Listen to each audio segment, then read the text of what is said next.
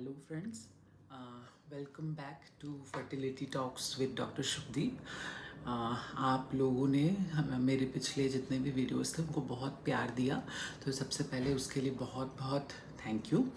तो आज हम बात करेंगे कि आईवीएफ प्रेगनेंसी किस प्रकार एक नेचुरल प्रेगनेंसी से अलग है या उसमें क्या एक्स्ट्रा ध्यान रखना पड़ता है। अब जैसे ही लोगों की आईवीएफ प्रेगनेंसी आ जाती है, उनके मन में ये सवाल आ जाता है कि अब हमें क्या एक्स्ट्रा दवाइयाँ लेनी पड़ेंगी, एक्स्ट्रा ध्यान रखना पड़ेगा, क्या अलग करना पड़ेगा। अब आपको ये समझना पड़ेगा कि जो आईवीएफ प्रेगनेंसी होती है वो नेचुरल रूप से सपोर्टेड नहीं होती है, क्योंकि नेचुरल प्रेगनेंसी में कुछ प्रक्रियाएं होती हैं शरीर में, जैसे कि कॉर्पस लूटियम होता है जो प्रोजेस्टेरॉन नाम का हार्मोन सीक्रेट करता है और वो फिर प्रेगनेंसी को सपोर्ट करता है।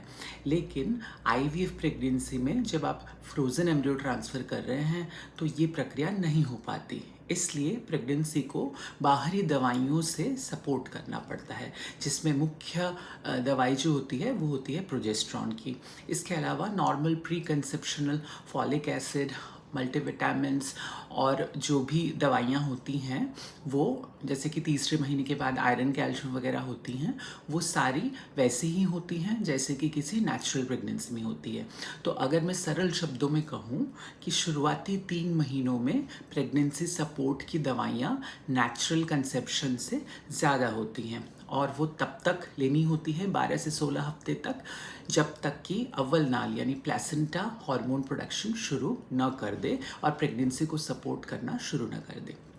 दूसरा सवाल जो अक्सर पेशेंट्स के मन में आता है कि क्या खाएं पिएं, क्या अलग करें। देखिए, खान पान में एक नेचुरल प्रेगनेंसी और आईवीएफ प्रेगनेंसी में कोई डिफरेंस नहीं है। प्रेफरेबल है कि आप अपने यूजुअल बैलेंस डाइट को फॉलो करें। जो वेज हैं वो वेज खाना खाएं, जो नॉन वेजिटेरियन है वो नॉन वेज खाएं। प्रेफरेबल है और ये भी कि आप घर का ही खाएं और हाइजीनिकली प्रिपेयर्ड फूड यानी साफ़ सुथरे ढंग से पकाया हुआ खाएं। बहुत ज़्यादा तेल मसाला तला भुना ये सब आप अवॉइड करें। अगर आप डायबिटिक हैं तो डायबिटिक डाइट का भी फॉलो करें और इन सावधानियों का ध्यान रखेंगे तो आपको तकलीफ़ें अवश्य कम होगी। तीसरा सवाल है जो अक्सर पेशेंट्स पूछते हैं कि क्या आईवीएफ प्रेगनेंसी हो गई मतलब पूरी तरह से 9 महीने मुझे लेटे रहना पड़ेगा।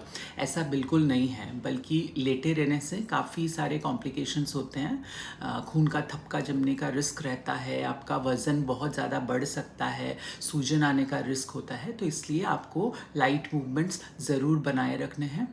बट हाँ, कोई भी नया एक्सरसाइज या व्यायाम शुरू करने से पहले आप अपने डॉक्टर की सलाह ज़रूर लें। आशा करता हूँ ये सारे क्वेरीज जो हैं वो आपके उसको सॉल्व करेंगे, डाउट्स को सॉल्व करेंगे और आपकी प्रेगनेंसी रिलेटेड जो भी क्वेरीज हैं वो आप मुझे मैसेज भी कर सकते हैं ताकि मैं उसको डील कर सकूँ। Thank you.